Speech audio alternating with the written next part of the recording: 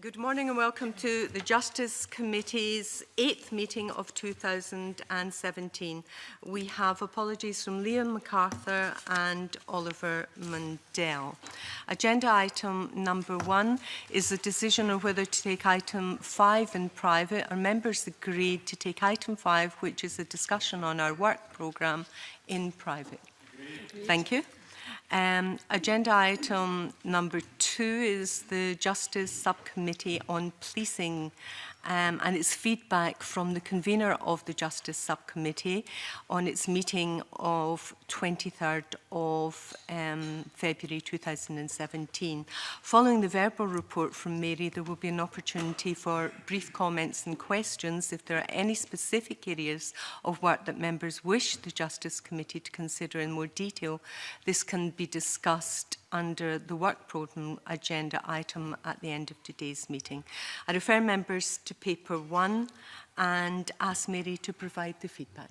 Thank you, Convener. The Justice Subcommittee on Policing met on the 23rd of February 2017 when it took evidence from Derek Penman, Her Majesty's Inspectorate of Constabulary in Scotland, on the update report on police call handling. The subcommittee heard about the significant progress that has been made by Police Scotland since the first report on call handling was published by HMICS towards the end of 2015. And call handling is an issue which the subcommittee plans to return to at a later date, and I'm happy to take any questions. Do members have any questions for me? Right, no questions. Therefore, we shall move on to the next item, which is agenda item number 3, Limitation, Childhood Abuse, Scotland Bill, Witnesses' Expenses. Members, I ask members to delegate responsibility to me for arranging for the SPCB to pay under Rule 12.4.3 any expenses of witnesses who provided evidence on the Limitation of Childhood Abuse Scotland Bill. Are we agreed? Great. Right. Agenda item number 4. Our next item of business is our first session of evidence taking on the Railway Policing Scotland Bill, and I refer members to paper 2, which is a note by the clerk, and paper 3, which is a SPICE briefing paper. I also welcome today's witnesses, starting with Charlotte Vitti, Interim Chief Executive, British Transport Police Authority, Chief Constable Paul Crowther, British Transport Police UK, Assistant Chief Constable Bernard Higgins, Operations and Justice Police Scotland, and finally, but last but not least, John Foley, who is Chief Executive of Scottish Police Authority. So can I thank the panellists very much for their written submissions and go straight to questions. Douglas Ross, Stuart Stevenson. First of all, start with Mr Foley and ask how important an issue the Scottish Police Authority believes the integration of BTP in Police Scotland is. Mr Ross, it's a very important issue for us. We have been engaging and participating with colleagues since the outset. And participation. Can I ask why you didn't respond to the call for evidence to this committee? We felt that it was more appropriate to give oral evidence to the committee. Is that standard practice for the SPA not to submit written evidence to read prior to the oral evidence? No, there isn't a standard practice. So this would be an exception? It's not an exception, no. We view. So you've done it in the past? We have done it in the past. We view each. The witness reply, please, in full. I'm trying to get some replies. We view each matter separately, and we took the view that in this case we were participating heavily in the implementation plan, which is governed by the programme board, of which the SPA is a participating member, and I personally sit on that programme board. So that's how we govern this at the moment. Could I ask ACC Higgins, do you believe your submission was fair and impartial, your call to evidence? Yes. Do you think saying things like it's a sensible move and there will be no detrimental impact is suggesting that you already support the plans to integrate BTP with Police Scotland? Well, that's my opinion, that it is a sensible move, because if you read the full submission, Mr Ross, what I actually said is that currently Police Scotland looks after the entire transport network in Scotland.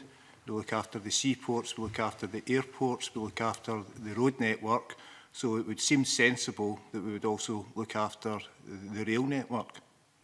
You said on the 1st of November, however, when you came to this committee, that you would take no decision prior to Parliament making its view clear. Parliament's not made its view clear, but do you think in your submission you've made it abundantly clear that Police Scotland supports this move without waiting for Parliament to take its decision? We would never be as presumptuous as to take a decision which is still to go through the parliamentary process. However, I was asked a question in the written submission about my view about whether or not Police Scotland could police the rail network and whether or not we could do it efficiently and effectively. That's what my response reflects. Mr Foley, you have, or the SPA have suggested, not through written evidence, that any concerns over the integration of BTP into Police Scotland will be offset by your experience in merging 8 police forces. What are the top 3 issues you took from that merger that will offset the concerns about the possible implications of merging BTP and Police Scotland? Well, I think, Mr Ross, the first concern or the first issue would be in relation to people. I think it's very important that we address the people matters. Clearly, in this situation, the BTP Federation has raised concerns over the clarity which is required in relation to pensions and terms and conditions, and that's absolutely acceptable, and we support that view. And one of the work streams which is governed by the programme board is looking at just that issue, and we're awaiting some clarification from the Scottish Public Pensions Authority, who are due to give an update at the meeting at the end of the month. In terms of the logistics, I think that's very important. We need to make sure that we get the logistics right, and perhaps not associated with the merger, or it is not associated with the merger of the 8 forces. We will need to sit down in this instance with the railways organisations and form a relationship in relation to that. Sorry, my question was quite specific. I was asking you to give some reassurance to this committee, members of the Scottish Parliament, to people watching this who have concerns about the merger of BTP into Police Scotland, and who have said these concerns are valid concerns, but we have experience in merging 8 police forces and 2 other bodies into one single police force. Therefore, I'm asking for cast iron examples of how you will offset these concerns based on your experience in merging 8 police forces, 2 other bodies into Police Scotland, because while you may believe it's been a success, others believe it has had its failures and is still having its failures and difficulties, and therefore have concerns about further integration with another body. Well, in relation to that, Mr Ross, I would respond that we are extremely confident that we will deliver this successfully. My view, and the view of the Scottish Police Authority, is that we successfully delivered the merging of the 8 forces. I can accept your point that other people may have a different view, but that is my view. We have experience of exercises such as this, and I am absolutely confident that we will be able to work with partners, including Scottish Government, including British Transport Police and British Transport Police Authority and Transport Scotland, to deliver. Wanted to come in at that point? Yeah, thank you, Convener. Just to clarify the question you asked me, Mr Ross, having referred to my written submission, the question I was asking asked me to assess the impact that integration would have. So the question implies that would be us looking into the future, that this has taken place, and how would Police Scotland cope with that. So my answer referred to, or reflected, the intent of the question, and is not necessarily supporting a process which is still to go through the parliamentary process.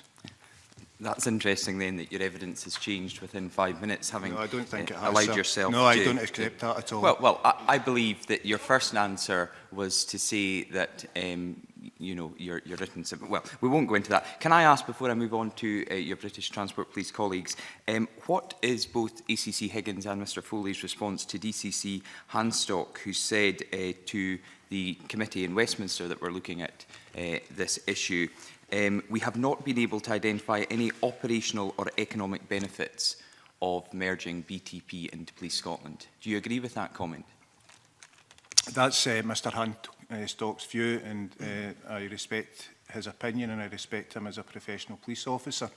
However, the reality is that within Police Scotland is the second largest force in the UK, with some 17,000 officers and assets that simply are not available to the Police Scotland, to British Transport Police D Division.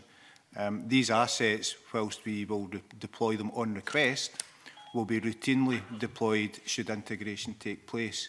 That then leads to a greater effectiveness, a greater efficiency, and, in my view, a greater ability to deploy more resource to locations which currently don't receive them.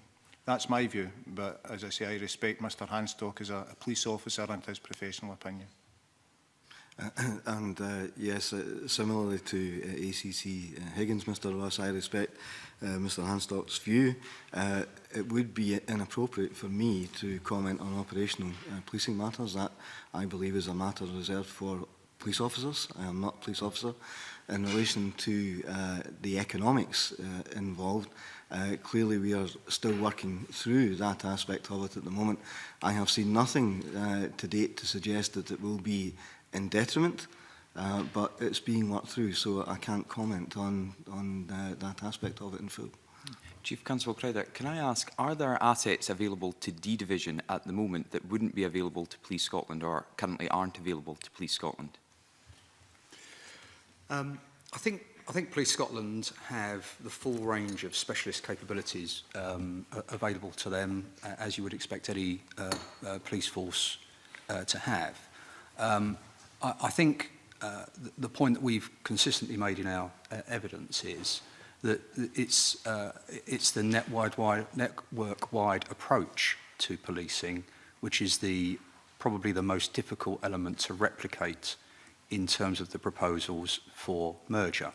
So in terms of operational capabilities, Police Scotland have everything that they would need to do so. It's more around that network-wide assessment of need, the cross-border policing elements of it, which are, if you like, more of a tactical manifestation of the assets that are available.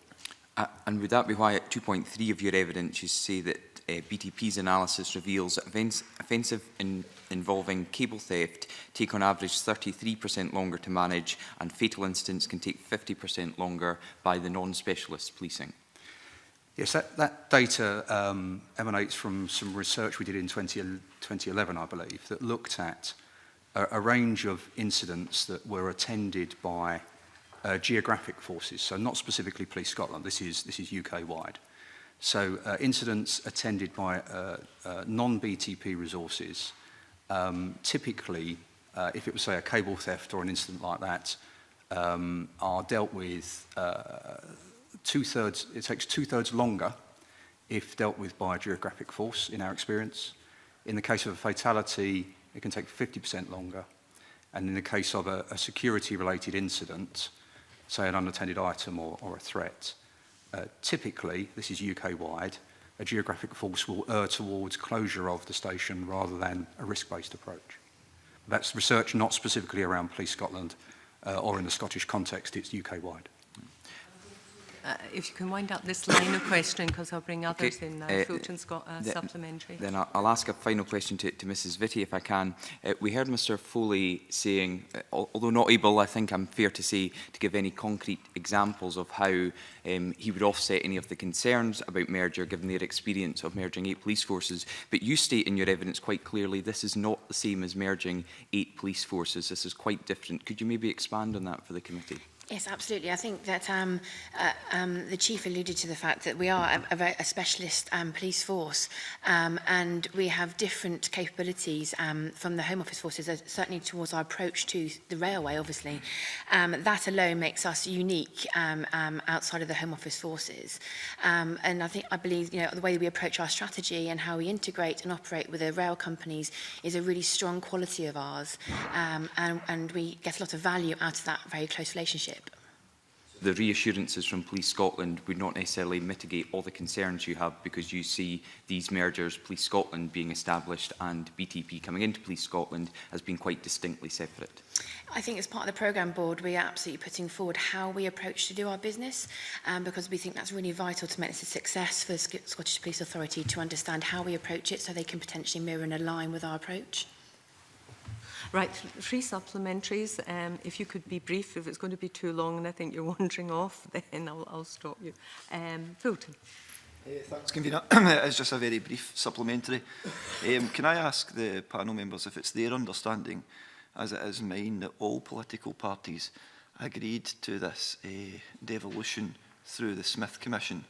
And as I say, I'll take a brief answer on that. Convener, if I could start, totally accept that the Smith Commission recommendations taken forward in the Scotland Act bring about the devolution of the functions of British Transport Police within Scotland. There's absolutely no doubt about that, and we totally support that. The means by which that's done have been the subject of this debate.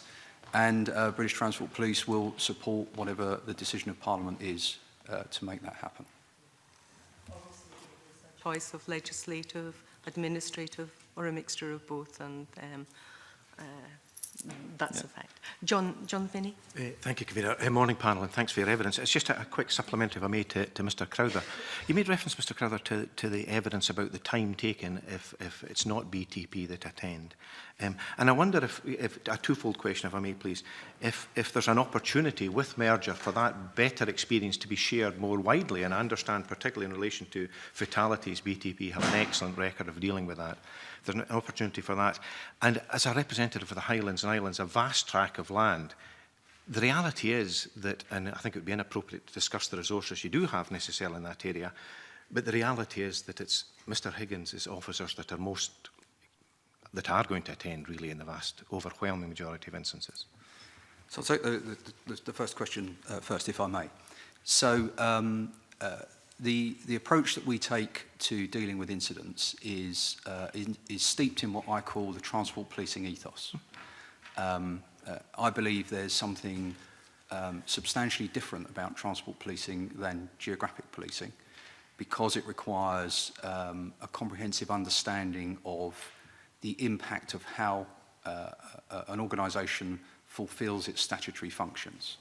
And the approach that we have is embedded and steeped in the organisation over decades of transport policing. It is our single focus, and therefore it's our expertise.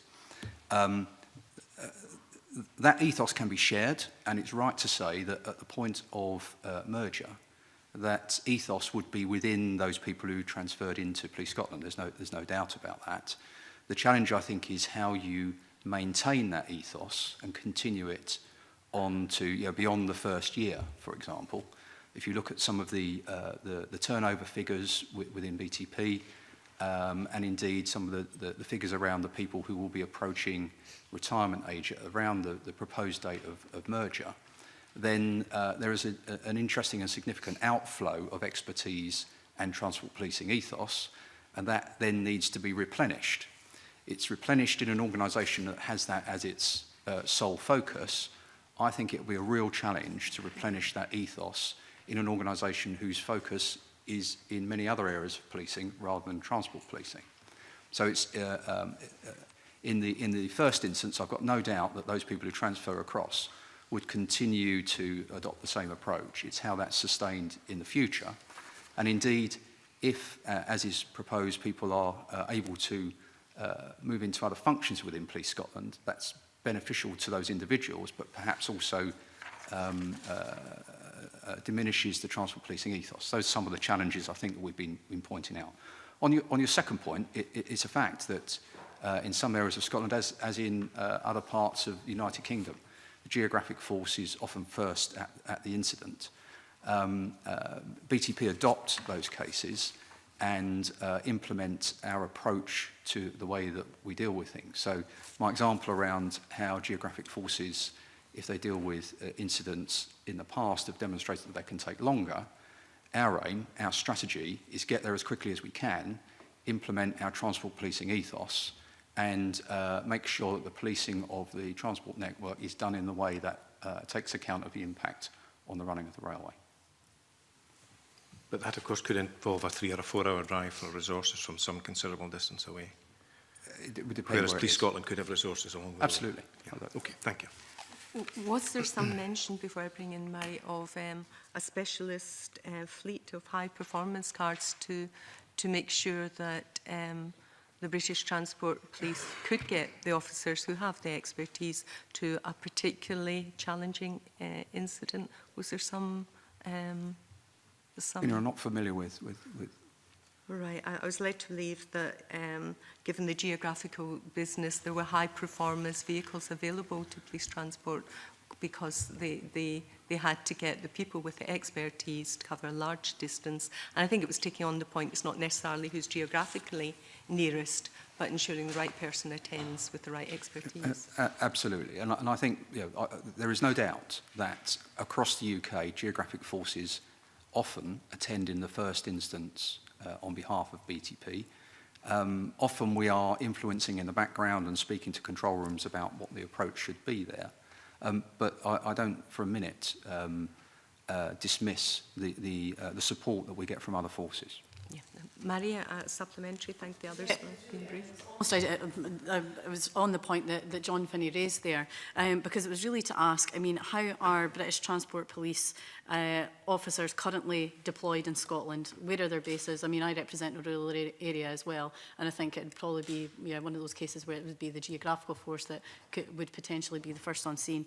On the back of that as well is, I mean, you talk about the ethos, how the ethos could be shared. It's also to ask Mr Higgins how you see, there's concerns there about that being maintained beyond the first initial transfer, and just how you would see that operating into the future and how that ethos would continue into Police Scotland if that's what goes ahead.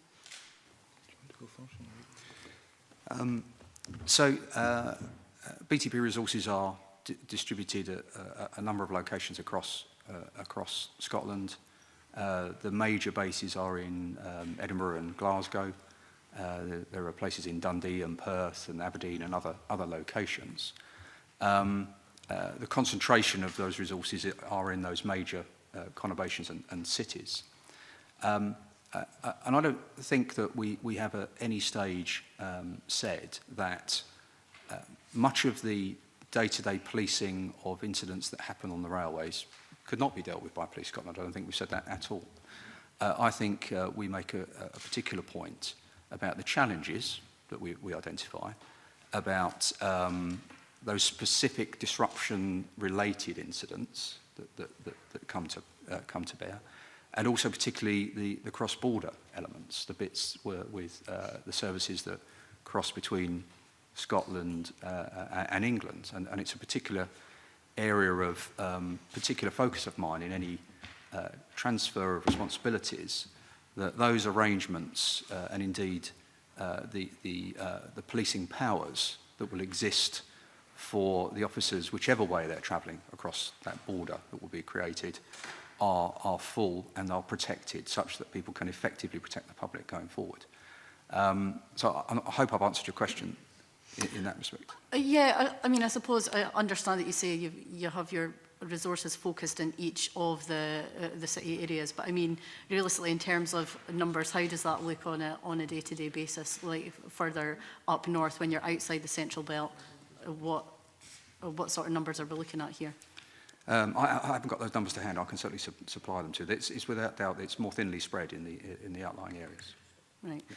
And I suppose on the back of that, then I would just ask, I mean, would it not be the case then that if BTP and police, we're part of Police Scotland, if we're able to train more officers in that respect, that it's almost that the first response to it would be better in that first response to an incident if more officers of Police Scotland underwent specialist training in that regard as well, that we would have more officers on the ground more readily available and to deal with these situations as they occur.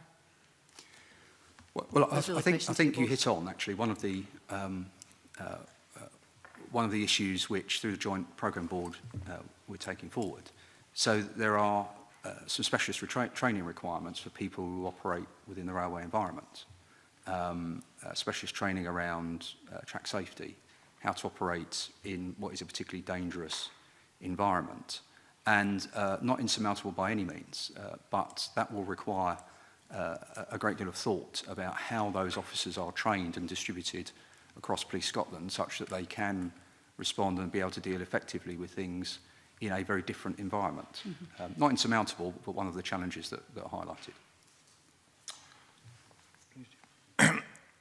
Okay, Ms Evans, there's a couple of points there that I'll hopefully clarify. The first one is around ethos, and yeah, Mr Crowther's absolutely correct. There is a very strong ethos within British Transport Policing, and it's one that we would want to retain. But actually, if you look at the history of Police Scotland, the ethos is pretty much the same right across the whole force area, which is around keeping people safe and protecting Scotland's communities, which I'm sure is the same desire of British Transport Police in terms of the travelling Scottish community. But what I would say is that one of the strengths of Police Scotland isn't necessarily our single ethos and our single keeping people safe, but it's the multicultures that we have within the organisation. You know, the culture of policing in Mr Finney's area in the Highlands and Islands is completely different to that policing Glasgow City Centre or Edinburgh City Centre. The culture within my firearms unit will be different to the culture that's within our community safety officers. But actually the diversity of the cultures within policing makes it a strength, because it then is reflective of the communities we serve right across what is essentially a third of the UK landmass. So we would be embracing what clearly is an excellent and good practice within British Transport Police, and actually, you know, unashamedly squeezing the good practice in terms of how fatalities in the line and other crimes in the line are dealt with, because there's no doubt, you know, within 90 minutes BTP can have the line opened up. There's got to be some absolute learning there. So it's not about bringing British Transport Police in and throwing everything that they've done over the last couple of 100 years out with it. That would just be foolish. And again, to give you some assurance around that, when Police Scotland merged, the smallest force in the UK at the time was Dumfries and Galloway, but actually it had the best process for dealing with licensing inquiries. And my understanding is, whilst it's not my area of responsibility, the processes that were in Dumfries and Galloway have now been rolled out right across the whole nation. So there is evidence that we do look to see, you know, where the best practice is, and we roll that out. In terms of your point around training, you know, should the will of Parliament be that this legislation is passed, then we will go on an upskill programme for existing officers. But in addition to that, every new recruit to Police Scotland, we will extend the initial probationary period from 11 weeks to probably 13 or 14 to incorporate the additional training that current British Transport Police students studying at the Police College Tullyallen receive once they've passed the Scottish training. So, yeah, your point is correct that post-19, then every Police Scotland officer would be trained in policing the railways. I'm not making light of the task and how that would be, and we would rely heavily on British Transport Police in supporting us in delivering that training and actually making sure their training was fit for purpose. But that would be our plan, which ultimately would mean that pretty much every officer in Scotland would have some knowledge of how to police the railways, with a great many having a specific and specialist knowledge over and above those who would be deployed on a full-time basis within the transport environment. Thank you. Well, I don't want to rain on your parade, Mr Higgins, then having been down to Dumfries and Galloway as part of seeing how Police Scotland was operating, then the overall complaint, overwhelming complaint, was that local issues and the responses they had already developed and that were working very well were being overawed by what they saw as Strathclyde region writ large. So while I've no doubt the objective was, as you've just said, I think perhaps we're some distance away from ensuring we've actually achieved that. And that's fundamental to looking at how we can integrate BTP into Police Scotland. Moving on now, Stuart Stevenson. Thank you very much, Convener. And let me just, for completeness, say I have a close family member who's a constable at Police Scotland. And indeed, my wife's family is full of policemen, north and south of the border. I want to just go into the issue of specialisms with perhaps particularly the two Chief Constables. And perhaps Chief Constable Crowther first, just simply to ask, within British Transport Police, the GB network, have you specialisms within that service? Absolutely, yes. So within British Transport Police, we have the full range of specialisms that you would expect to find in any police force. Counter-terrorism experts, intelligence, firearms, safeguarding, just about everything that you would expect to find in an organisation that polices across a transient population, 3.2 billion passenger journeys last year, which is an interesting statistic in terms of how you engage with people and how you deal with that influx and the threat that perhaps surrounds crowded places that go with those people. So we have a range of specialisms, and particularly in areas to deal with fatalities and suicide prevention that have been developed specifically for our environment.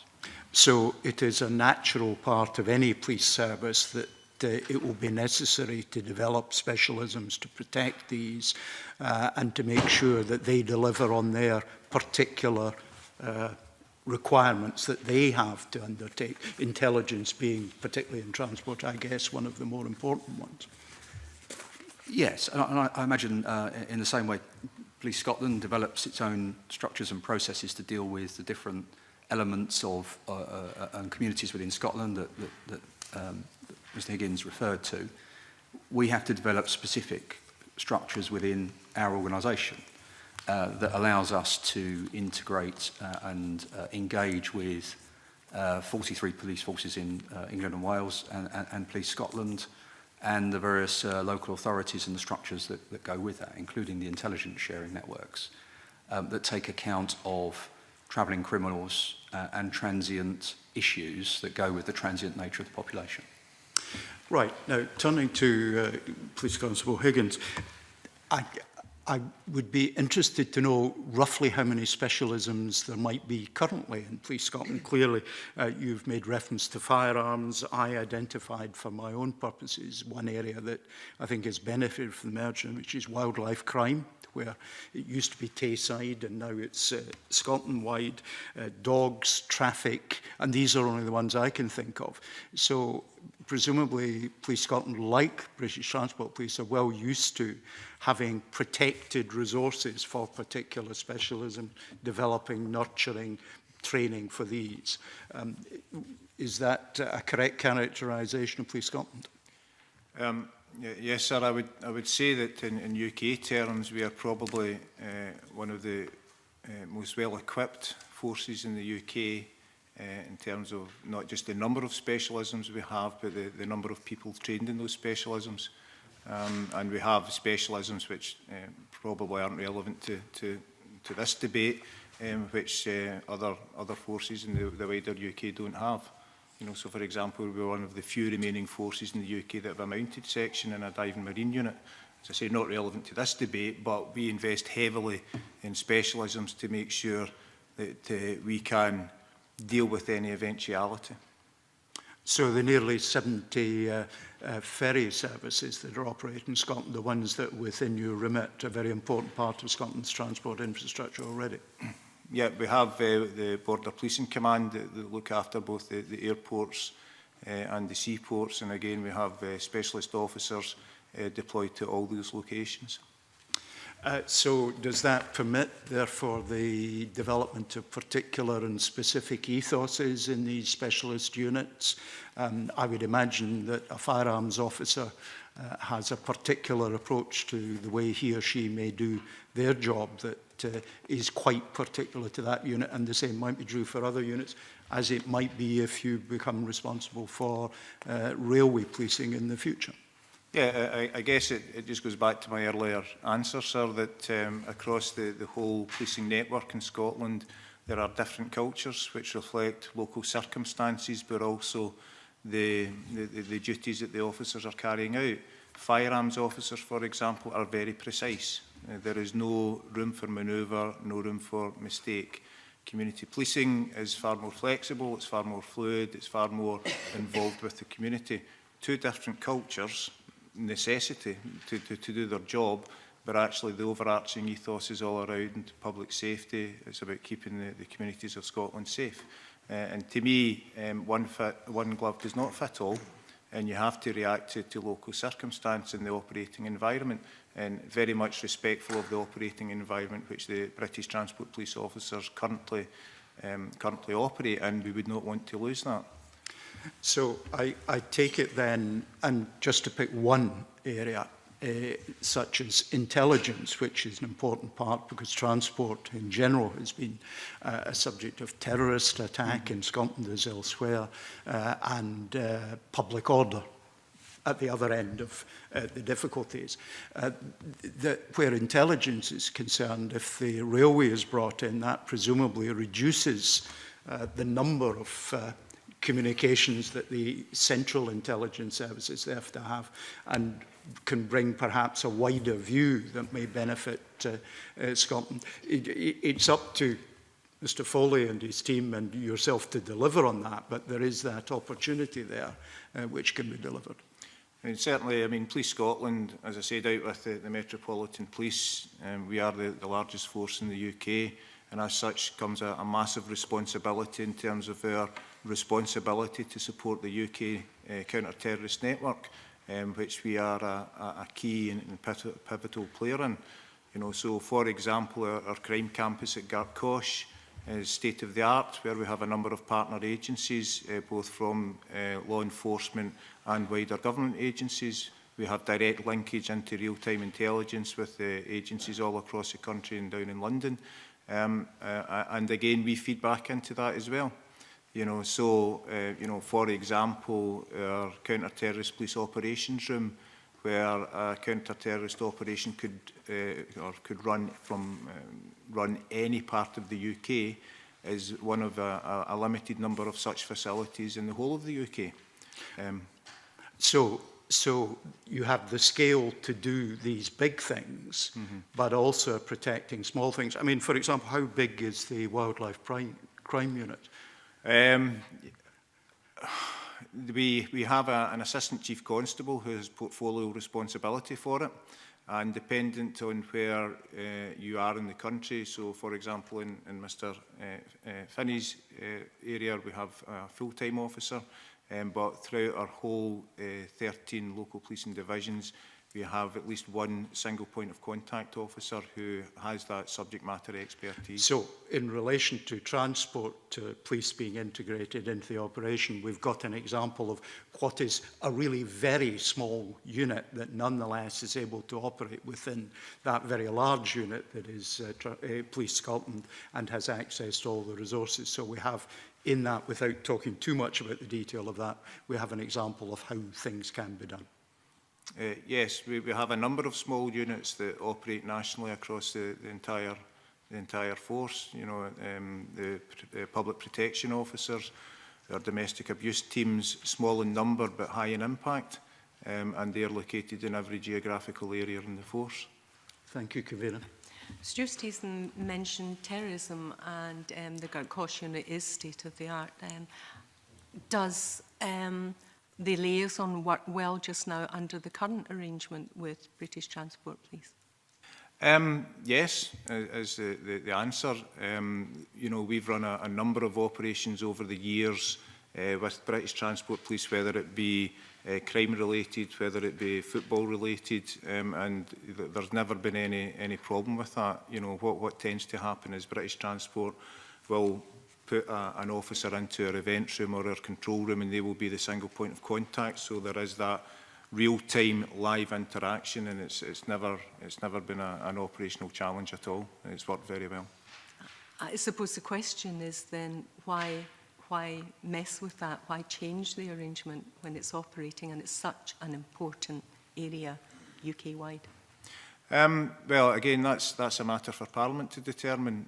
What we are saying is that should Parliament determine that this is to happen, these are the arrangements going forward, which would be currently at our intelligence cells in Gartcosh. We have access to real lifetime information, which then has to be relayed out of Gartcosh to British Transport Police or other partners who aren't represented within the Gartcosh Crime Campus. In the future, if BTP Scotland was part of a wider Police Scotland, then there would be no need for that relay. The information would be put directly to the point where it's required. Mr. Crowther? Convener, thank you. I think this is a really interesting element of the discussion, if I may. And there is a risk that we fall into a little bit of a trap of looking at this from a geographic policing perspective, in that Police Scotland have got first-class counter-terrorism capabilities and work really closely with us and other forces, security services, etc. What we're talking about, I think, is the challenge of assessing the terrorist threat and across the network. So trains which start in Scotland and finish in England or vice versa, and how decisions are made about threat and risk in relation to matters which could be in one or other of the jurisdictions but have a significant impact depending on what decision is made elsewhere. One of the significant challenges which we will be working closely with Police Scotland on is to be really clear about decision making.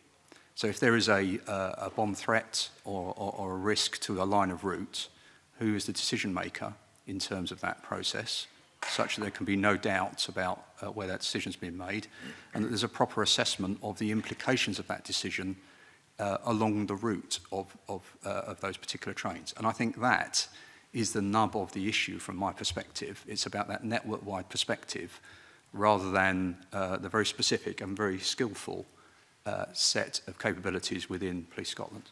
Okay. A supplementary, John Finney? Mr. Crowther, you'll be responsible at the moment for trains, of course, that run through several police jurisdictions. I mean, so it'd be wrong to suggest that there aren't any set of circumstances that haven't already been encountered about, areas of responsibility. Well, of course, at the moment, we are responsible for the trains and the rail network that runs across England, Wales and Scotland. So the issues that I'm referring to don't tend to occur because we make the decisions. So if there's a bomb threat in relation to the rail network, then we make the decisions, not the geographic force. But you'll make that decision in conjunction with the geographic force, because of course there'll be implications for that threat out with the rail network. Well, indeed, and we take into account, we would liaise particularly closely with the Metropolitan Police Counter-Terrorism Command and security services and the geographic force in terms of what might underpin the particular threat or any background information. But ultimately that decision is made by us. But my concern is that, I understand people's different perspectives on this, but it'd be wrong to give any suggestion that there might be a grey area on such an important matter as terrorism. There are issues about demarcations that must exist already.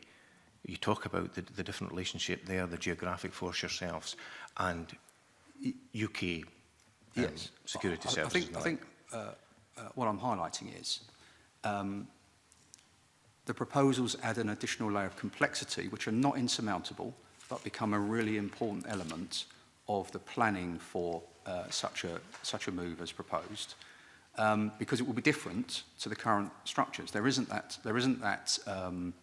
if you like, break in decision making currently, and so we need to make sure that the added complexity does not add risk to it. It's not insurmountable, but I highlight it as one of the key areas that we must focus on. But there's equally an argument that could be made if you've 3 players in the decision-making process. So you've got a UK strategic, you've got yourself, which I appreciate at the moment is UK, and you've the geographic force. Moving from 3 to 2 takes out a layer, and that would be beneficial. Sorry, I'm not quite with you. Well, if you've 2 people making decisions of that importance, surely that's better than necessarily 3 people, or three command structures to be satisfied. Yeah, I'm not sure whether 3 comes in. Well, you said that there's liaison at a UK strategic level with the like of the security services. Yeah, so what we're talking about, bomb threats that come in, typically, or other threats, we would liaise with other agencies that might have intelligence or information that's relevant to the decision. That would be a natural course that any police force would do. And then a decision is made by British Transport Police in that regard. What I'm saying is we need to ensure and work really closely to be clear about how that decision making will be made in future. It's not insurmountable, but it's a very important element that we need to work really closely with Police Scotland to develop. Okay, thank you. Thank you. Good morning. I think my question is probably for Charlotte Vitti and Paul Crowther. I'd like to ask you about the sort of governance arrangements immediately following the devolution of railway policing. Do you think that that will go seamlessly? You know, has everything been planned for that? And also, I suppose what I'm really asking is, do you think the public will be aware of any difference? The joint programme boards are part of one of the strategic boards is the governance. So we have 2 years to make sure that we are working together, supporting the Scottish Police Authority on how we approach our governance, certainly in terms of how we work with the travelling public, the railway staff and the rail industry. So I think we have come to that board very actively. We are making sure that we're highlighting all the risks to make sure this is its success, rather than it being something that they find out later on. So I think we're trying to approach it in a very open and transparent way. And they've certainly been invited to our authority board to look at how we actually do our governance. Mr. Crowther? I think the governance and the financial issues are primarily the focus of the authority, but I think I'd agree with everything that Charlotte said. I mean, the reason I'm asking is because obviously what you're saying is vitally important, but from the public's perception, you know, they want to just know that they're going to be safe, you know, safe on trains, and that, you know, there's nothing changed because of a difference in arrangement. So you're quite confident that that won't happen, that the public will be still reassured that everything's going to be fine? I think that, so we spend an awful lot of time obviously working on our strategy and doing lots of consultation. I know the Police Scotland and the Scottish Police Authority have released their 10-year strategy, and I think it's really important that we start to look at how we can align our strategy with theirs moving forwards to ensure that that is seamless.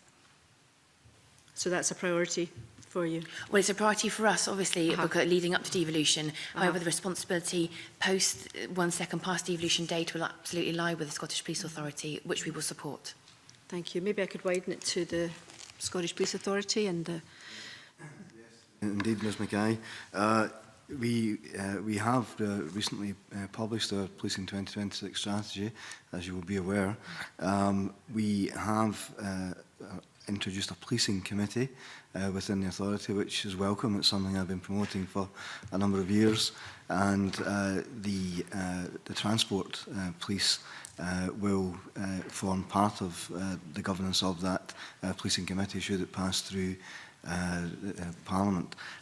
So we have a chair on the policing committee who is George Graham, who's a former Chief Constable and former Her Majesty's Inspectorate of Constabulary in Scotland.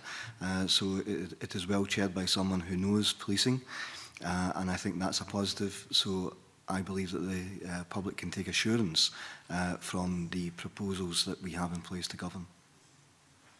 Thank you.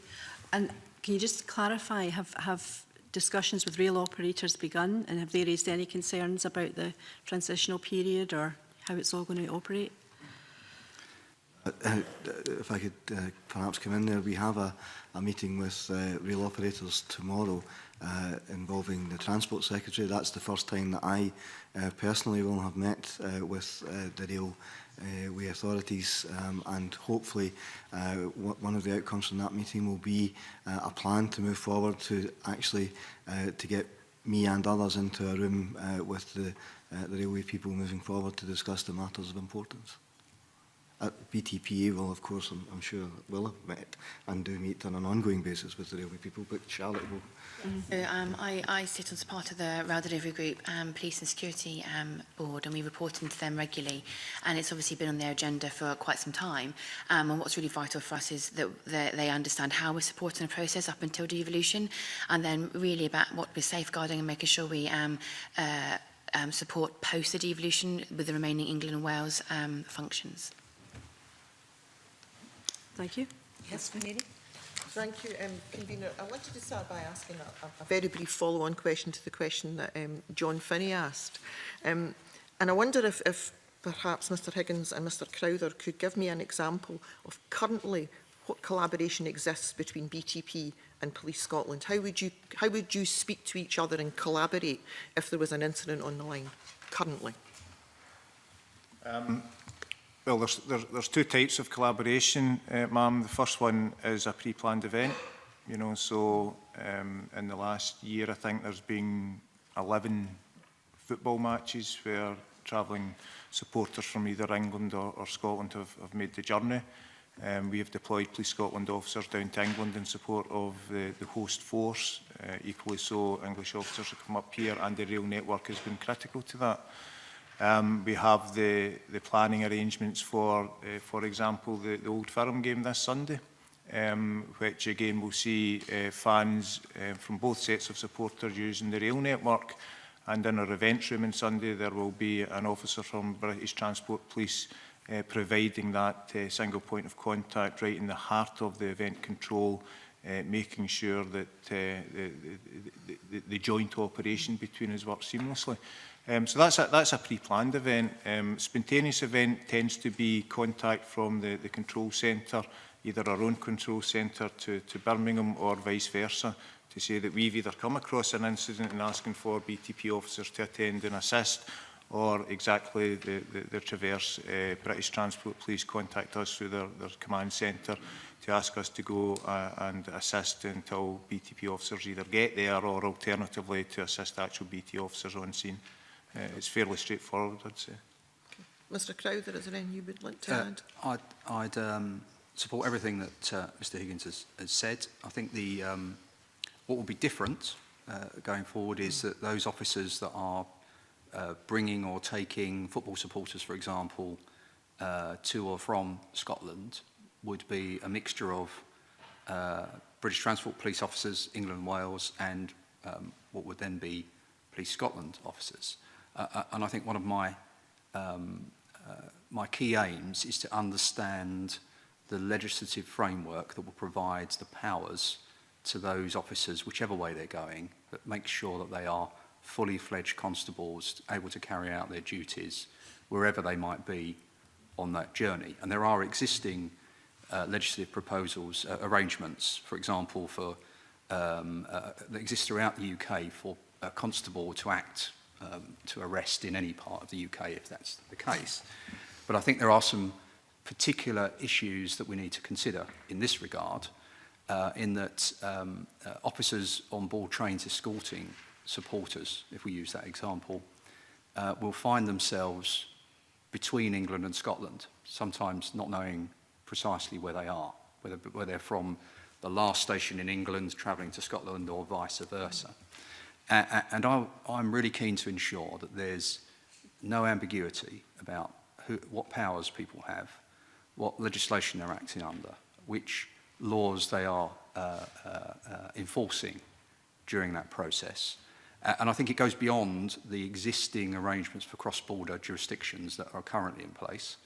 I think a really good example is the way that we police the Channel Tunnel, and there are specific protocols in place that make it very clear at that point of time where an officer doesn't know whether they're in England or France, who can do what and what jurisdiction they're in.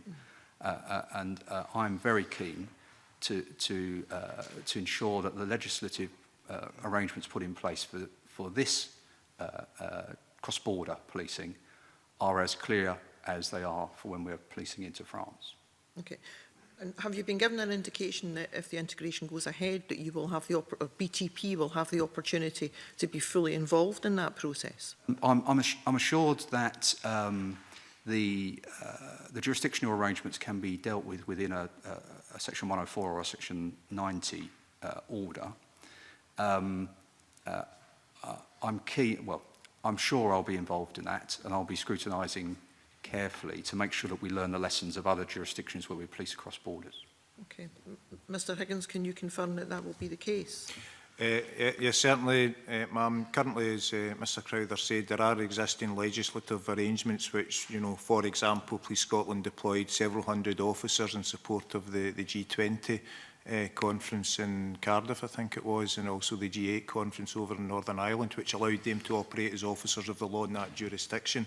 So there is current legislation. Again, Mr Crowther's quite correct. When an officer's on a train, he might not know particularly what part of the country they're in, so it is vitally important that the cross-border legislation is all-encompassing.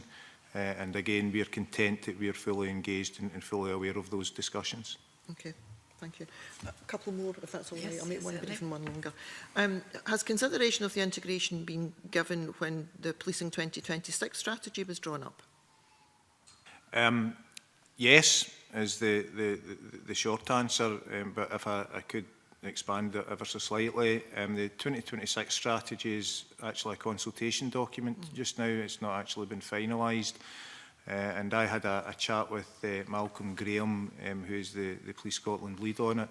And my view is that it would be presumptuous of us to put in a 10-year strategy, you know, something around the integration of British Transport Police before Parliament had the chance to debate it. I thought it would be disrespectful of the parliamentary process in that regard. However, be assured, should it be the will of Parliament that this happens, then the integration of BTP will form a critical part of our sustainable policing model moving forward. Okay, thank you. Can I just ask one more? Yes, one more. Currently, British Transport Police have different terms and conditions from Police Scotland. Will the staff be guaranteed, the BTP staff that transfer over, will they be given a guarantee that they will keep their existing terms and conditions? I'm going to unashamedly pass this over to the Police Authority to answer. However, I have been assured by senior members of Scottish Government that that is the desire, and they are working furiously to ensure that the current conditions in service of all staff in British Transport Police will be honoured on transfer, but perhaps Mr Foley could give you a more detailed answer. Yes, indeed, Ms Fee. As Mr Higgins said, it is the intention, insofar as I'm aware of government, to ensure there is no detriment to officers, and indeed we have, and staff, and indeed we have mentioned this in this committee before. Where we are at the moment, I mentioned at the beginning, we are looking at the pension situation. So the Scottish Public Pensions Authority to present in relation to options towards the end of this month. We have the next programme board meeting, and clearly that forms part of terms and conditions, but overall we will be looking at that aspect. But in my belief, that is the intention as we move forward. Okay, can I just come back to you then, Mr Higgins, because in a previous answer you said that currently people training at Tullyallen do 11 weeks or so, and if BTP are integrated in Police Scotland, the training that people will be given will be extended to 13-14 weeks to include training on transport issues. So after 2019, will you have one force with one set of terms and conditions? Currently, within Police Scotland, there are a number of officers that retain legacy terms and conditions. For example, I'm one of a dying breed of officer that retains a housing allowance, and officers that joined on or after 1994, I think it was, no longer receive a housing allowance. However, I joined in '88, so that's a grandfather right that will stay with me until I retire. So I'm entirely comfortable that people transferring in and retain their rights is no different to current current legacy arrangements within Police Scotland. And how will you deal with, because it's been reported that there are some officers with BTP that don't want to transfer to Police Scotland. Have you done any work to try and establish the number and how you will deal with that? No. Again, whilst at my level and the Chief's level, it's right for us to be having these discussions, again, until Parliament decides whether this legislation is going to be enacted or not, then I thought it would be inappropriate to go and actually engage with the staff on the ground. However, should Parliament decide that this is to be enacted, then that will be very much one of our first key tasks, to go in and sit down and speak to the staff and listen to the concerns and give them reassurance. And actually, in many ways, it's similar to the legacy arrangements when Police Scotland came together. You know, there was nervousness across the country that people, you know, working in Inverness were suddenly going to get transferred to Glasgow, and that simply hasn't materialised. And what we have said to people within Police Scotland is that, you know, if your will is that you want to, you know, you joined Northern Constabulary and your will is that you want to stay within that geographical area for the remainder of your service, then we will respect that. But it's all about early communication at the right time, and my assessment, being respectful to British Transport Police and the parliamentary processes, now is not the right time for Police Scotland officers to go and engage with current BTP officers. Okay, thank you. Mr Carruthers, did you want to come in? Yes, thank you. So, Convener, up with my concern that we ensure that the public continue to be protected as best we can, is my concern about the way that my staff are treated in any transfer. During what's been 2 years or more of quite discombobulating times for them, if I can use that term, they have excelled and they have shown their professionalism, and performance has increased at a time when you might expect that people were somewhat dismayed by the uncertainty. There is a particular difference in this transfer than there would be in any other, as you're probably aware. So the constables of British Transport Police are employees. They're constables and employees rather than Crown servants. And that presents a particularly interesting conundrum in terms of how they are transferred into Police Scotland. And there are a range of options that could flow from that. My understanding is that the intent is to transfer them in their current status, so as employees, of Police, Scottish Police Authority is one of the options, which I think is one of the favoured options. And I think people understand that. I'm really keen that whatever happens, and whatever happens thereafter in terms of synchronising terms and conditions, that people are treated fairly and with the respect that they deserve. And I'm encouraged by the Scottish Government's commitment to the triple lock approach around terms and conditions and pensions, etc. But I think there are some particularly interesting twists and turns in how this transfer can take place. And I think from the staff's perspective, the earlier that those can be shared with them, the quicker we'll be able to work with individuals to understand what that means to them in their individual circumstances. Can we just be quite clear that it's unlikely that the transfer of undertakings legislation will apply, and that's one of the reasons there is such an issue? My understanding, yes. Yeah, okay, thank you. Why is that? Why wouldn't the transfer of undertaking? I'm not sure I understand myself why it doesn't apply. I've just been, the sort of legal advice I've seen is that it doesn't, but that the Cabinet Office guidance, which is effectively use the same principles as 2P, would apply.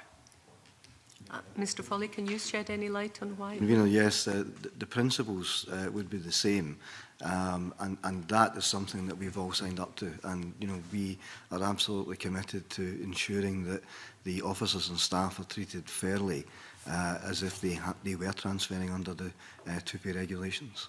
But no one can give me a direct answer of why 2P doesn't apply? No, but I can undertake, Convener, to give you a written response to that subsequent to the meeting. That would be very helpful. Thank you. Fulton, a supplementary? Thanks, Convener. It is actually a wee bit back to an earlier point in Mary Fee's line of questioning, so I do apologise for that. But we heard a good example earlier from Mr Crowther regarding the border arrangements between England and France. And I was really quite heartened to hear that that's not regarded as an issue and regarded as a positive factor. And I think that's something obviously we'd like to see going forward from all stakeholders involved when the sort of devolution occurs. I'm just wondering from Police Scotland, from Mr Higgins' point of view, is the France-England arrangement something that Police Scotland will be looking at? Oh, absolutely. Yeah, I mean, again, it would be foolish not to not to look at best practice elsewhere. But, you know, we are on the border with England. And if you look at our divisions in Jai Division in particular and Dumfries and Galloway, we have very strong working relationships currently with the likes of Cumbria Constabulary, with the likes of Northumbria Constabulary, and it's not unusual for one of these forces to be first responders to provide assistance to Police Scotland. You know, recently we had a robbery at a bank, and it was a Cumbria police dog van that came to assist in tracking for the suspect. You know, so there are arrangements already in place for cross-border policing. But to answer your question, yes, the France Channel Tunnel interest is greatly. Thanks. Okay. Ben? Thank you, Convener. Again, touching on some of the earlier themes, but first of all, I'm encouraged from Mr Foley's statements earlier about as appropriate implementation consideration is already taking place, and I know we had the discussion about pensions at the previous evidence committee, so it's good to hear that things are moving forward on that.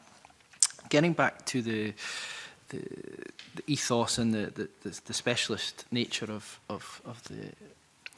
the skills that are required in this area of policing, I just wanted to touch on the issue of abstraction that was raised at certain points. Obviously, the economies of scale and the operational capability advantage that the merger into Police Scotland will bring. I just wanted some reassurance and comment around the issue of whether officers will be abstracted from other parts of the operational requirement of Police Scotland, and whether any consideration is being given to that in terms of the upskilling that you talked about earlier. Yes, we want to build the capacity and maintain the current specialist knowledge that is there, but I think also consideration needs to be given to make sure that there's resources are allocated appropriately.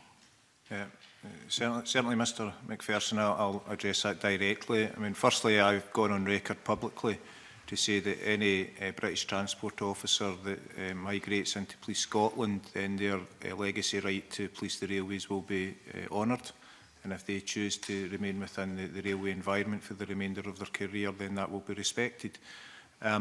We will sign service level agreements with the rail operators, which will require us to provide exactly that, the level of resource which we've agreed with the rail providers.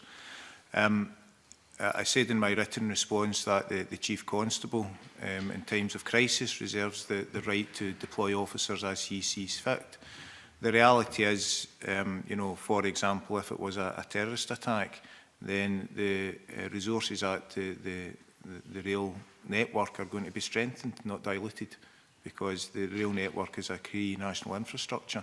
So if we had a major incident which was a security-based, then rather than remove officers from the transport network, we're going to increase it. Similarly, with the upskilling of officers, that will allow us to deploy into the rail environments where currently, as the Chief has mentioned, that there are areas of Scotland where that doesn't currently exist. So as part of the routine duties that these officers would patrol, it gives them the added advantage of being able to operate in that environment. But the crux of your matter is that I will give an assurance that any British Transport Police officer that transfers into Police Scotland and wishes to remain within the railway network, that will be honoured and respected.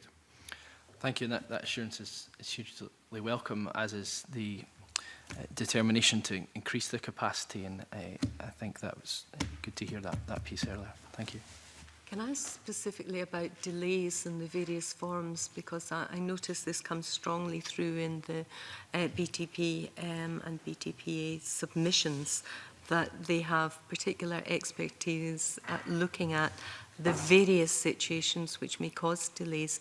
If I took, for example, abandoned luggage and hoax calls, where it's estimated that the cost associated with the temporary closing of a station is in the region of £2 million, and the impact, obviously, on the operators and their finances. Could you talk in some more length about that?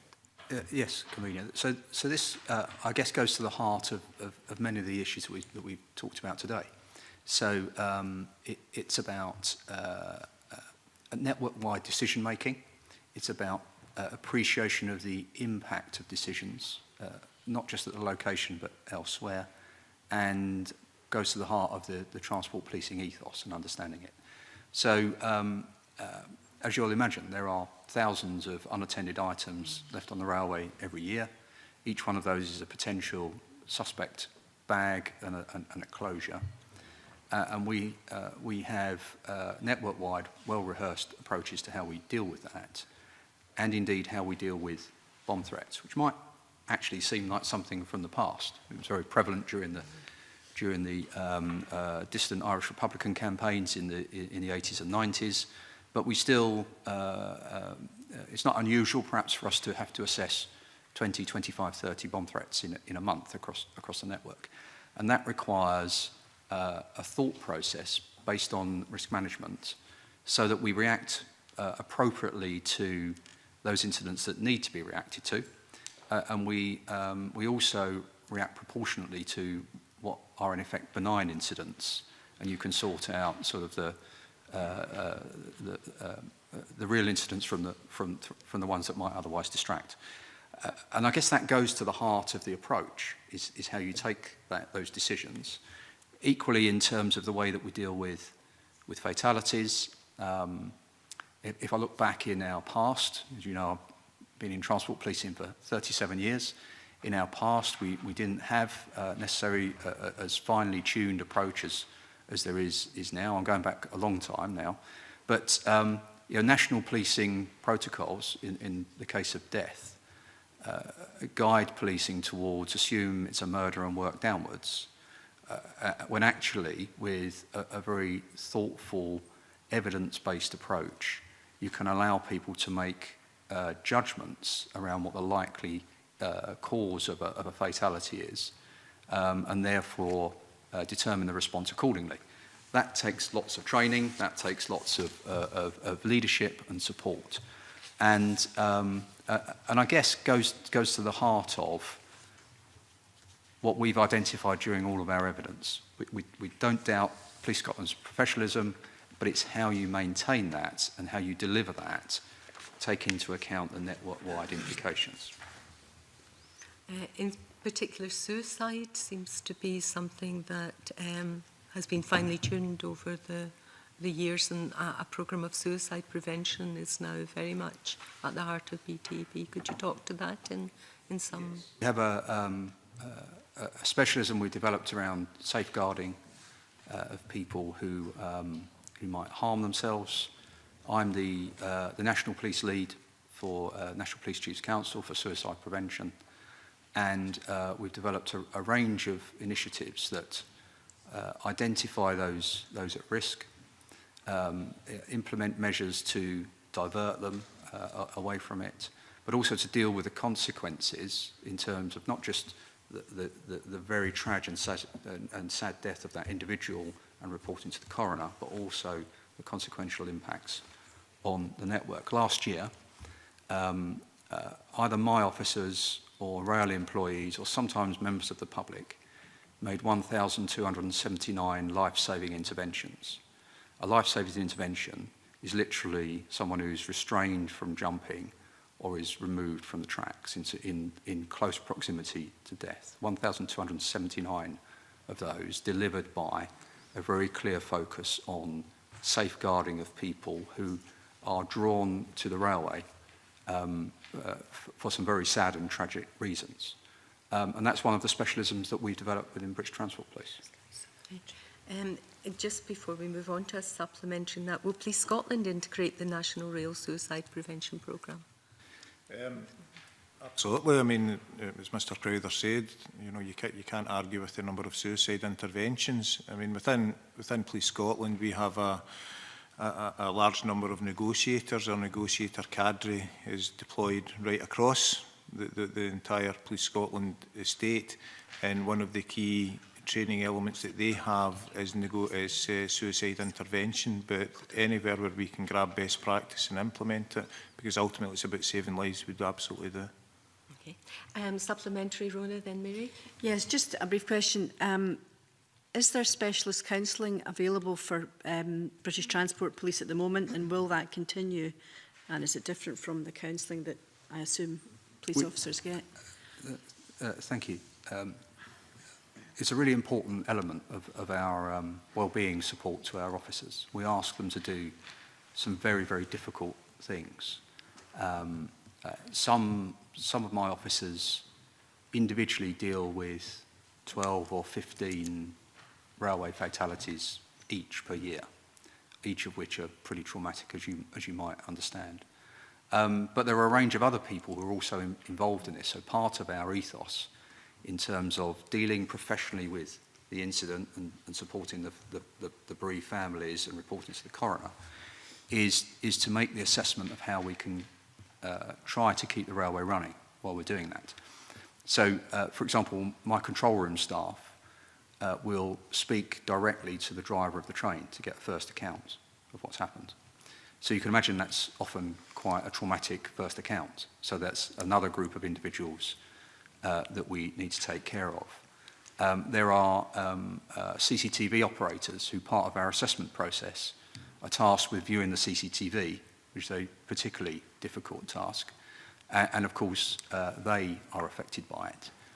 We have a system which we call TRIM, which is, I think it's Trauma Risk Intervention Programme, something like that. It's drawn from the military. And it's a scheme by which we have officers, buddy officers trained across the force who make an initial intervention with people who've been involved in such incidents.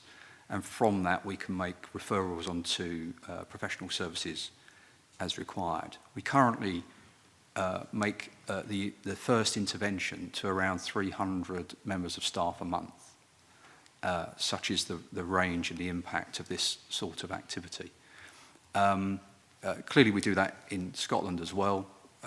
That will clearly be one of the areas of operational practice that we'll be sharing with colleagues, because it's a vital part of supporting the staff that do a really difficult job on a day-to-day basis.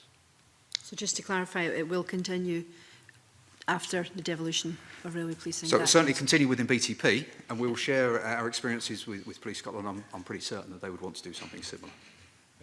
Currently, within Police Scotland, similar to Mr Crowther, we have TRIM process, and we also have our employee-assisted programme. Policing is not a very pleasant occupation. There's no doubt about that. We have road fatalities. We have sudden deaths of infant children. We have officers that their days spent in darkened room viewing the most horrific offensive actions against children. So we have to have something in place to support them psychologically as well as emotionally. So currently Police Scotland, like BTP, has a very robust employee assistance programme and a TRIM process. Okay, thank you. Mary? Thank you, Convener. Can I just ask, perhaps Mr Crowther and Ms Vitti would be the best people to answer the question. Was any model other than complete integration put forward for consideration? And is there another model that you think would work other than complete integration? So we've made a number of submissions to the Scottish Government during the process of the discussions around this. As I said at the beginning, we completely understand and support the principle of devolution. There are different means of achieving that. I think we've given some professional advice about what those options might be, but we'll work with whatever option is taken forward, as you'd expect us to deliver that in the interests of the public. Perhaps I'll stop there. Okay, thank you. I would just add that throughout this process leading up to devolution day, it is really vital that we are able to articulate and communicate with the Scottish Police Authority and and Police Scotland the risks, because it is a very complex process, and that shouldn't be seen as anything more than actually making sure that this is a success, because actually we have to be able to align our operations from that D-Day. So I think it's really key that we continue to do that. Thank you. Can I just ask one thing before I bring in Douglas then? Clearly, the railway operators are people that you have to work in partnership with. And delays, as I've already mentioned, and handling these to minimise them without compromising safety is paramount.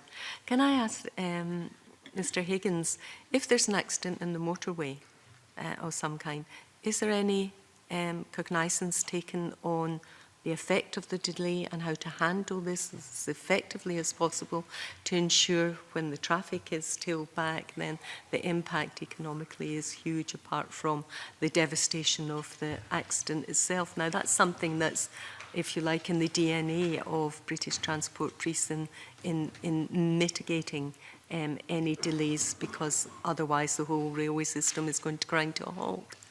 Can you comment on that aspect? Yeah, yes, Convener, acutely aware.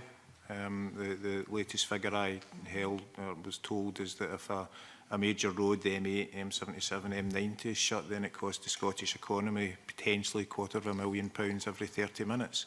So my road policing officers deploy on the basis that they need to get the road open as soon as they possibly can. But if you've got a fatality involving 6 or 7 different people over 3 cars with 2 people still trapped, and actually having to cut them out and rescue them, then it's not quite as straightforward as you would like it to be. Often the delay in reopening the road isn't actually the investigation, it's actually clearing the road and repairing, for example, the crash barrier, because it's not safe to be driven on until the damage that's been caused to the infrastructure of the road is repaired.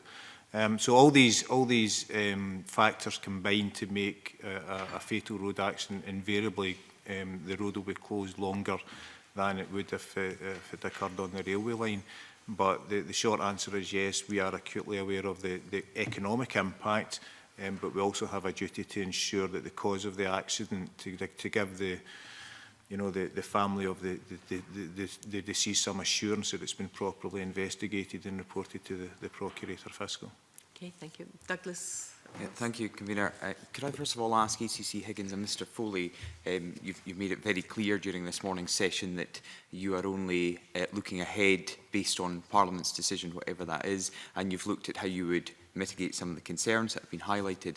But can I ask, since you're taking an impartial view on this, have you identified any risks, any potential pitfalls in merging BTP into Police Scotland? Any at all? Yes, of course. Mr Crowther's alluded to as well. Sorry, I was asking for Police Scotland's. Yes, I'm going to answer you, Mr Ross. What I was going to say is that Mr Crowther has alluded to the fact that there's a massive turnover of staff in British Transport Police, and there is a risk that on transfer that skill base will be diluted. It's my job to make sure that doesn't happen. There is a risk that the terms and conditions might be diluted, but again, I think we've made it clear that we are hoping Scottish Government will address that. And there is a risk in terms of the financial side to ensure that Police Scotland is properly compensated for taking on this additional responsibility. So these are all risks that we recognise, but a lot of it will be dependent on what the legislation says, excuse me, and what happens post the debate in Parliament. If I could respond as well, Mr Ross, in relation to the potential of a financial risk. I have officers going down to work closely with BTPA officers on Friday to look over the cost allocation model, so we'll have greater transparency after that, but clearly there is a risk there, but we don't believe it's significant, but we will have to look into it further. And these are all risks you've fed into the Scottish Government as well. You're saying that you agree with these risks and you've fed that into the Scottish Government. There is a programme board which I referred to earlier, Mr Ross, and yes, these risks are discussed in detail on that board, and actions are taken to mitigate against risks, whether that be to, for example, SPA or Police Scotland, or BTP or BTPA. So we work together and collectively, not only with Scottish Government, but with the Westminster Government as well. So maybe to stick with Mr Foley and a potential risk, an independent evaluation of Police Scotland and Police and Fire Reform stated that Police Scotland representatives saw themselves in a consolidating and integrating phase, and that the real transformation of the service delivery is yet to come. It then went on to say that the challenges associated with transformation phase are seen as being at least as significant as those already encountered in integrating the services. Given that analysis which has been done, given the uncertainties that still remain, is now the right time to be bringing on board another element to Police Scotland? Is now the correct time for BTP to be integrated with Police Scotland? Well, as we discussed earlier, we're talking about a period that is 2 years away from integration, and my belief is that we can achieve that if that is the task that Parliament sets us within that time frame. From an operational point of view, again, Mr Ross, it would be inappropriate for me to comment. I'm not a police officer, so if you don't mind, perhaps that part of the question could be answered by Mr Higgins or Mr Crowther. I agree with Mr Foley in this. 2 years, frankly, is a luxury based on what we've had to do previously in terms of bringing together Police Scotland. So I'm confident that the transition would occur, and it would occur in collaboration and partnership with British Transport Police. Can I ask Mr Higgins, you say in your evidence that following integration in the short to medium term, it is the intention of Police Scotland to retain the current specialist skills and knowledge built up by BTP officers. What's the long-term intention? Well, the long-term intention, Mr Ross, is what I talked about, is that training for policing in the railway network will form part of the initial training for all officers that join Police Scotland. So rather than having a small number of officers with specialist skills, we will have 17,000 officers with the ability to operate within the railway environment, and within that a number of a smaller group of officers with the specialist skills in terms of rail investigation, rail death, etc., etc. So based on that answer and that written submission that I've just read out, are you saying in the long term there will not be the current specialist skills and knowledge available to Police Scotland that's currently available from the British Transport Police? No, I haven't said that at all.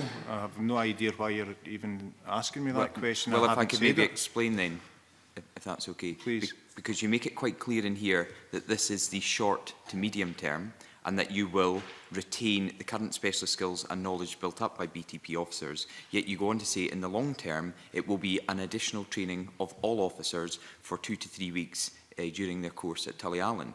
Are you honestly saying that officers coming into Police Scotland with an additional 2 to 3 weeks training will have the same expertise and specialist skills and knowledge built up by current BTP officers? What I'm saying, Mr Ross, quite clearly is that I'm mainstreaming the training that BTP officers in Scotland currently receive, and I'm quite sure that within the BTP specialism we will have investigative officers who are specifically trained, like, for example, my crash investigators who go to fatal road accidents to deal with fatalities on the rail network, as well as having the general 2 to 3 weeks training, which will allow a greater number of officers to operate in the rail network.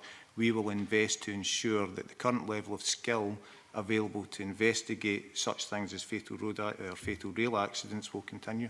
And what level of investment will that be?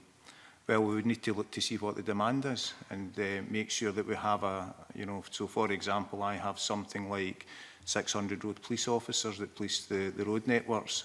Not every one of those 600 police officers, 600 road policing officers is a crash investigator, but we have enough crash investigators to investigate the number of fatal road accidents in Scotland's roads. So similarly, we will have a number of officers that are able to work in the rail network the way my road policing officers work in the road network. And within that team, we will have a number of bespoke officers that can take on the specialist investigations, similar to the crash investigators that do the fatal road accidents currently. Chief Constable Crowther, can I ask you about the Police Scotland 2026 consultation document? And I'm just using this as an example. Not within the document, but following the document's release, it was established that up to 400 police officers in Scotland could be lost.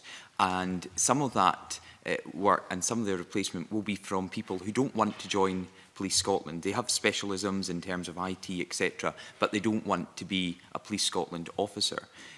Do you currently, and I presume you do, the majority of your officers don't want to be police officers, they want to have a specialism within the Transport Police? And do you think there is a danger that people who have that interest, who want to join a Transport Police force, will not be encouraged to join a Police Scotland that's only giving them a couple of extra weeks training as part of a general training programme to become police constables? And maybe we can come back to Mr Higgins, because I see he's shaking his head once you've spoken.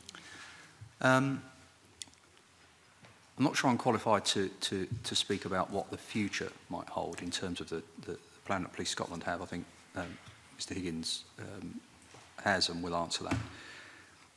What I know about the current people in BTP is that they joined BTP. They could have joined a geographic force, and they didn't, and they're very proud to be Transport Police officers. If they transfer, they will continue to be proud Transport Police officers and deliver a great service. I guess one of the interesting challenges for me, and indeed to share with Police Scotland, is in the transitionary period. So what we don't yet know is what the impact might be of people joining in the intervening period, with the prospect of transfer into Police Scotland. There may not be a problem, or it may be a disincentive. We simply don't know. And so we will need to work that through. And I think in our evidence we highlighted that there may well be a case for us to discuss at some stage with Police Scotland if there were gaps that began to appear, which could come about either through some challenges in recruiting, or indeed some existing BTP officers may seek to transfer to the England and Wales element of BTP. And we'd need to fill gaps. I've still got to deliver policing until such time as it's not my responsibility. And there could become some circumstances where we might need a conversation to say, oh, there's some secondees that come to us under my direction and control during that period. So I think this is an area that we don't yet know how it will play out. It's something we've identified, something that we have to jointly plan for as we go forward. To come in with supplementaries, but just to be clear, is it Police Scotland's intention to have a dedicated Transport Police unit within Police Scotland? And would then the option of people from British Transport Police to join that unit be available? And is there a guarantee that they would not be deployed anywhere else? Just now they work for British Transport Police, they're on the railway, they've got the expertise. If there was such a unit, would there be a guarantee that because of pressures of numbers in a certain area in Police Scotland, they wouldn't be taken away from that work and deployed somewhere else? I'll certainly answer that, Convener, and perhaps address your points as well, Mr Ross. As I said earlier in my evidence, I have given assurance that any member of British Transport Police that transfers into Police Scotland, their right to police the railway environment until they retire will be respected. They will not be moved unless they volunteer to go elsewhere. On an ad hoc basis, will they be removed out of the station to go and police the community beat in Cathcart? No. Heaven forbid we have a major incident. Would they be deployed to support the policing of that major incident? Potentially. Yes. Is there intention to have a bespoke transport unit within Police Scotland? Absolutely. We see it very much sitting alongside a road policing unit, two separate entities, but sitting within that overarching command. And in terms of moving forward, we would train every officer, give them the 2 to 3 weeks training which all BTP officers in Scotland currently get in addition to their 11 weeks. I think that's muddying the waters a little bit. While that's a good thing to do, then it doesn't begin to meet the expertise of the actual trained unit. Now, you've said anyone transferring, the intention would be not to deploy them. If new members join the specialist unit that are already in the Police Scotland, would they be deployed routinely if there was the need? I'm sorry, I don't follow. New members of... Is there a distinction between the people, the 284 officers that I believe are currently employed Policing Scotland under British Transport Police? So, I understand you to say till they choose to retire from that unit, they would not be deployed. What if other officers joined the unit that were from Police Scotland? Would they be expected to be deployed if it was deemed necessary? No, because they would be treated no different. For example, in the road policing unit, they would be a bespoke specialist unit dedicated to policing the rail network, and we also would have to maintain the service level agreement that we have with the rail providers. What I'm saying is that we will train every officer, every new recruit to have an awareness and ability to operate within the rail environment, but we will maintain a specialist unit of the 284 officers, or what we determine with the service providers what the appropriate level is, and within that unit they will receive the additional specialist training to allow them to carry out crash investigations. I think there's a very strong and clear parallel with how our road policing unit currently operates in policing the road network. That's helpful. Now, there's a number of supplementaries. John, do you still have a supplementary? Thank you, Convener. And it is around the issue of training, Mr Higgins. And I accept individuals' knowledge is time limited, but it certainly was the case that British transport officers undertook exactly the same training as geographic force officers. When you talk about this additional training, is that the same training? And at the moment, as I understand, having completed their time at Tullyallen, British transport officers then go off to do this in 2 or 3 weeks. Are you talking about exactly the same 2 or 3 weeks? And is that why you refer to seeking the assistance of BTP in the provision of that training? Yes, currently, Mr Finney, all officers, BTP and Police Scotland, complete the 11-week initial training course at the Police College Tullyallen. Thereafter, Police Scotland officers go to their divisions, and the British Transport Police officers have this additional 3 weeks training. That's the 3 weeks that we want to replicate at the Scottish Police College, so we will rely heavily on the assistance of BTP to develop that course and just look to see how we can deliver that.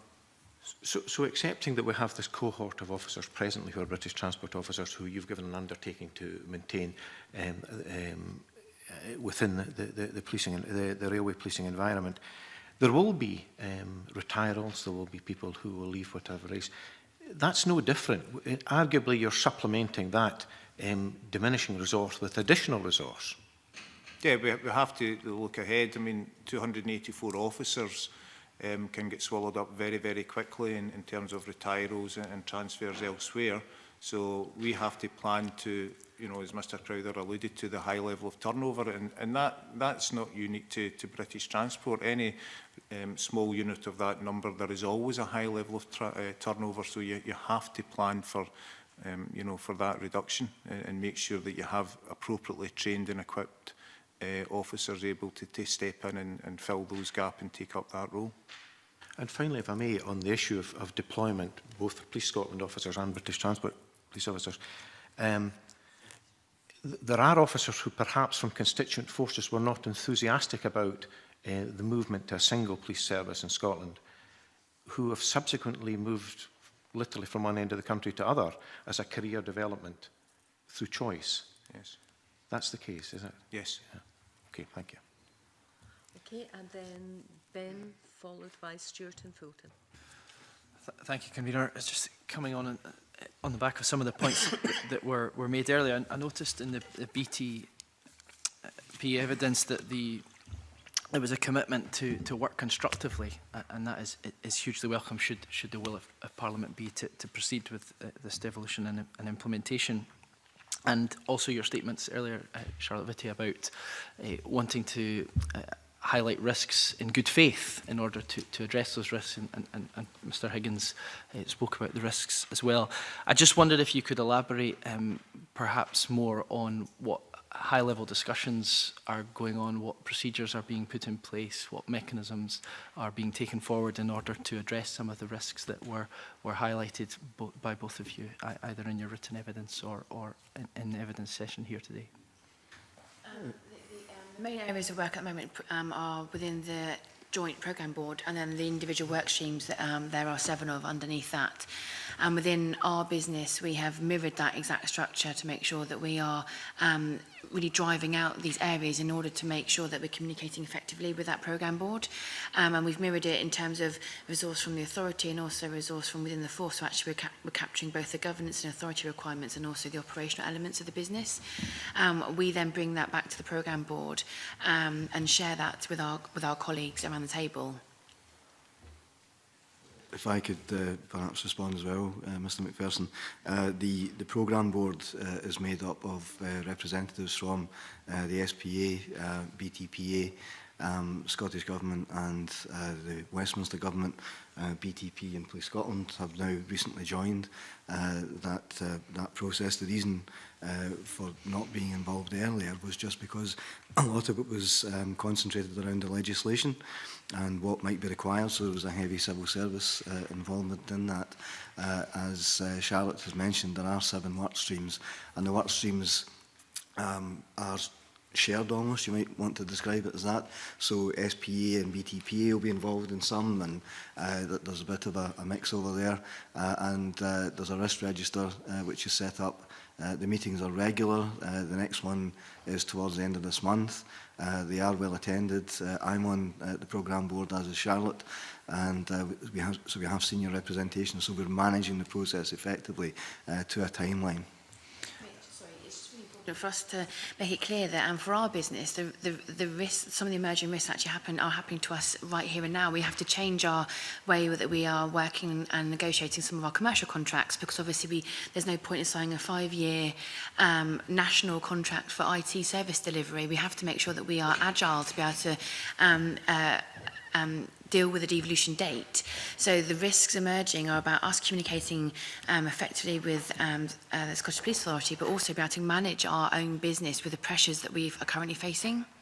And throughout all those mechanisms and those discussions, is the same sense of good faith and constructive, collaborative spirit and determination throughout all the discussions? Is that something that's shared absolutely paramountly by all sides? Yeah, it's an open forum, so you know, we're able to share our views amongst each other and identify areas where we think we need to do work to perhaps overcome potential difficulties. It's well project managed, as you would expect to see under those circumstances. We have specialist resource to work through and support us in this process, and I think it's no one's best interest to not come to the table together, and that's absolutely what we're doing. Absolutely, thank you for that reassurance. Close off on it, Mr McPherson. It's became apparent, just to give you a sense of where we are with it, the momentum has picked up quite a bit of pace in my view over the last couple of months. Certainly I have officers attached to this, and the feedback from them is that the collaboration and cooperation that they have with colleagues across that group has increased significantly. So that would suggest that there is a sense of momentum as we move forward. So a positive effect? A positive, yes. Thank you. Stuart, followed by Fulton. Mr Ross raised the risks associated with a putative loss of 400 officers in Scotland over the next few years. I wonder, Mr Crowther, in relation to the 28,400 police who have been lost since 2013 in England and Wales, whether that has translated into any risks and difficulties for British Transport Police. Well, I think I'd draw 2 points from that, if I may.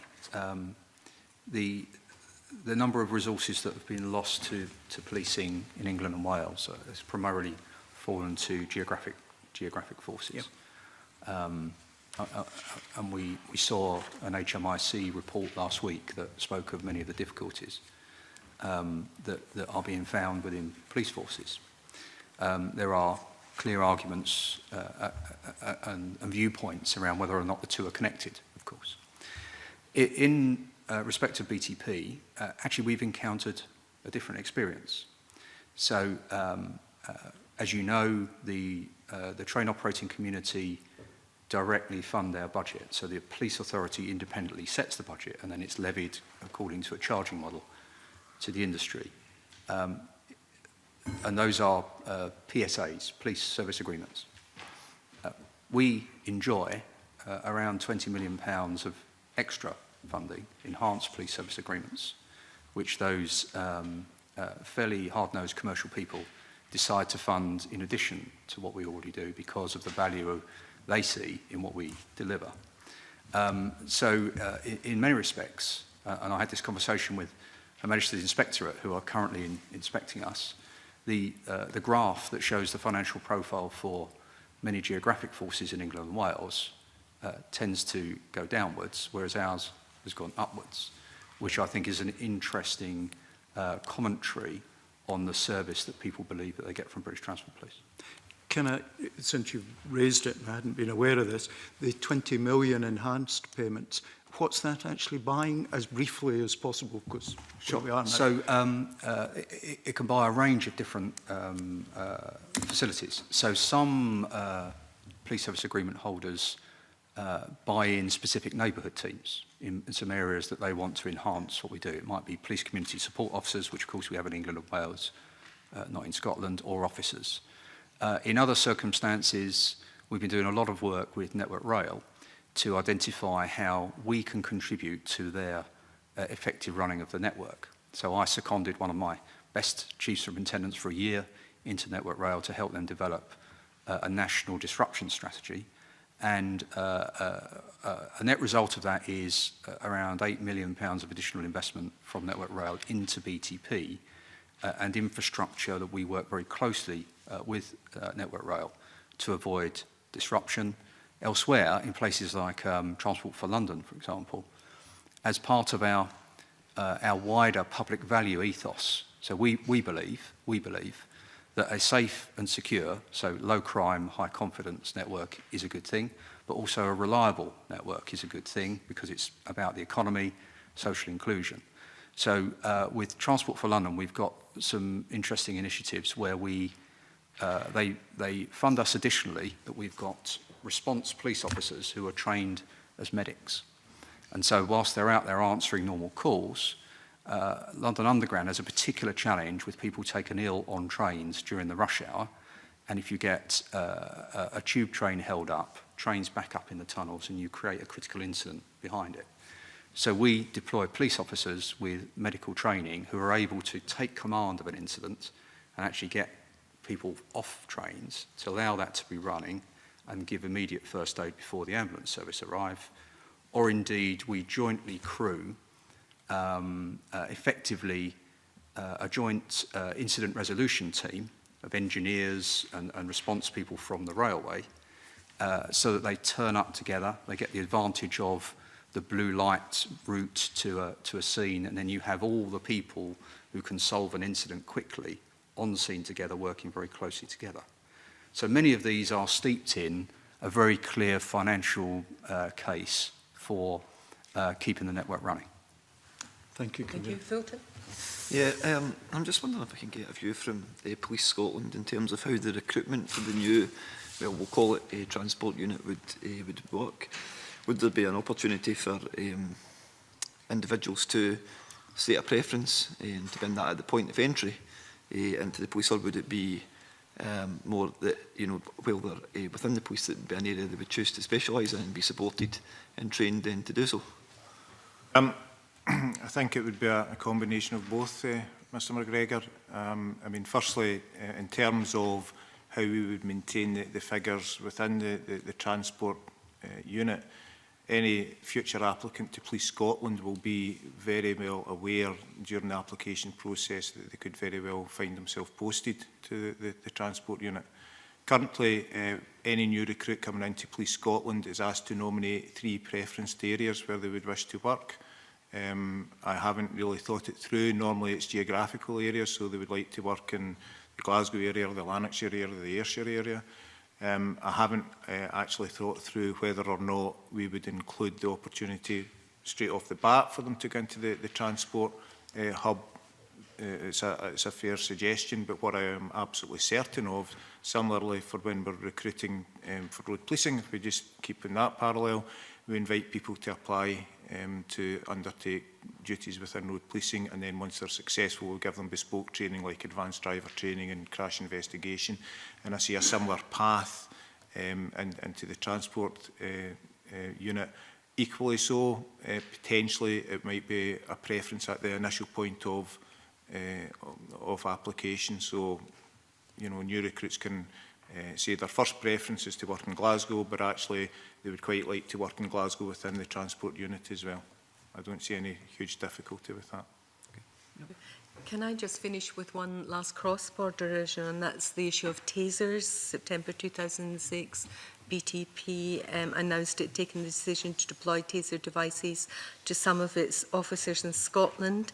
I think taser devices give officers extra level of protection to protect themselves from the public when faced with extreme violence, and every force in England and Wales, including BT, routinely deploy these. Now, there's a policy within Police Scotland only to permit authorised firearms officers to deploy tasers. Could you perhaps comment on how this would play out?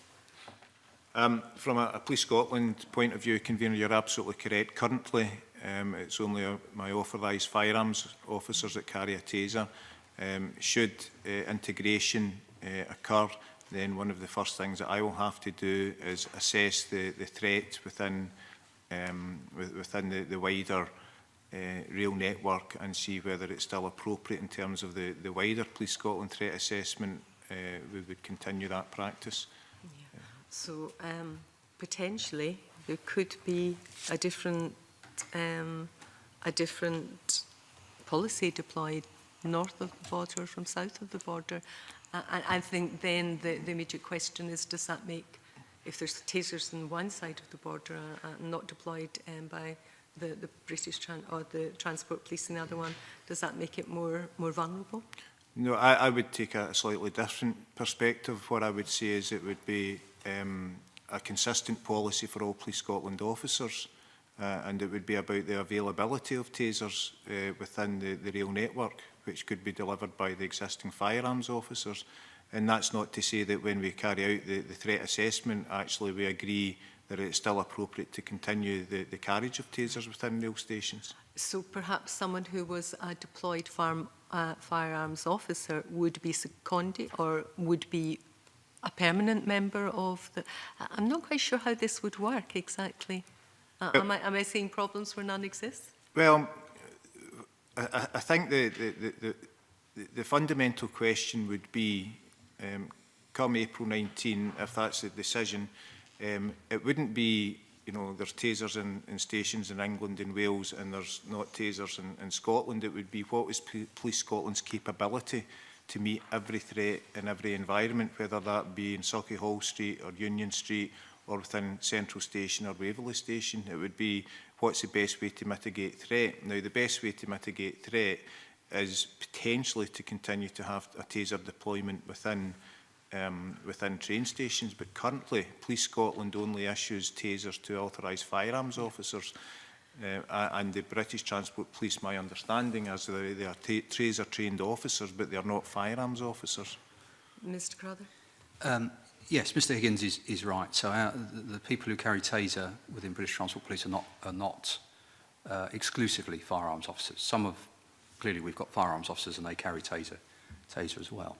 I think, and as Mr. Higgins said, they'll need to make their assessments of the threat and risk. Our approach is based on a transport-specific strategic threat and risk assessment of terrorist threats. We seek to counter 24 identified attack methodologies, and we deploy resources and capability according to those attack methodologies that we think are pertinent to the rail sector, the transport sector.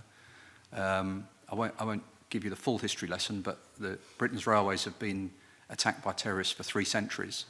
And we know that internationally, transport hubs and the transport network are an attractive target to terrorists because of the economic impact, and they are crowded places. And so that is what drives our deployment. As responsibility passes, clearly the responsibility for making that assessment passes, and I'm sure Mr Higgins will make appropriate judgments. Okay. Supplementaries, and they would need to be very, very short. John and then Douglas. It's just to say to both the operational police officers, a risk assessment is an ongoing process. Now, clearly, an idealist like me wants a situation where in 2019 not only are the tasers back locked in the cupboard, but the guns are back too. Perhaps unlikely, but it really is entirely academic to be discussing a threat level in 2 years hence. Would you agree? Short answer is yes, Mr Finney. Yep. Okay. Thank you, Convener. While I understand Mr Finney's argument, I think we should always look at all the eventualities and possibilities. And would it be a concern for BTP if Scotland decided not to have tasers, officers routinely deployed with tasers in stations in Scotland, yet they were south of the border? Would there be a concern that there could be a higher risk of a terrorist attack taking place or starting north of the border than south of the border? I'm not sure I'd make that link. I think we would work really closely with Police Scotland to understand what the nature of the risk was, and come to appropriate decisions about how that would be dealt with. I think there was an interesting element. It goes to the earlier point around cross-border operations and what happens to officers from either force who transcend into the other jurisdiction carrying taser or indeed firearms. You know, when you look at some of the attack methodologies deployed elsewhere, there are all sorts of tactics that have to be deployed, and one of the key things we must sort out is what that interoperability looks like and how it's best managed. And thing that's been raised, and it will be considered. It's now very much in the forefront to be considered. Very quickly of Mr Higgins ask, will the determination of BTP south of the border play into any thought process Police Scotland would take? Would they be a consultee? If Police BTP still believe it's a threat that they require officers to be armed with tasers south of the border, will that come into your or your successor's consideration? Yes, it will come into the assessment, Mr Ross, absolutely. Yeah. Just the final question, can I ask BTP if it's received a response to its request for urgent clarification on future cross-border policing arrangements? I've received an assurance from the Department for Transport that it will be dealt with within the legislative arrangements. So not yet, but you hope it's imminent?